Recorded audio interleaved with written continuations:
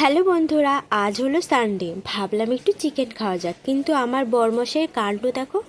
বাজার থেকে নিয়ে আসলো ছোট ছোট কই মাছ, আর সেগুলোকে কাটিয়ে আনেনি। তো এগুলো কাটতেই আমার প্রায় 2 ঘন্টা লেগেছে। তো কই মাছ দিয়ে ভাবলাম একটু তেল কই বানানো যাক। এর জন্য নুন হলুদ দিয়ে মাছগুলো ভেজে নিলাম। আর এখানে একটা পেস্ট বানিয়ে নেব। জিরে, টমেটো, পেঁয়াজ, ধনেপাতা, আদা, কাঁচা লঙ্কা দিয়ে একটা পেস্ট বানিয়ে নিলাম। এরপর তেলের মধ্যে শুকনো লঙ্কা, তেজপাতা, কালো জিরে, দারচিনি, এলাচ ফোড়ন দিয়ে পেস্টটা দিয়ে দিলাম।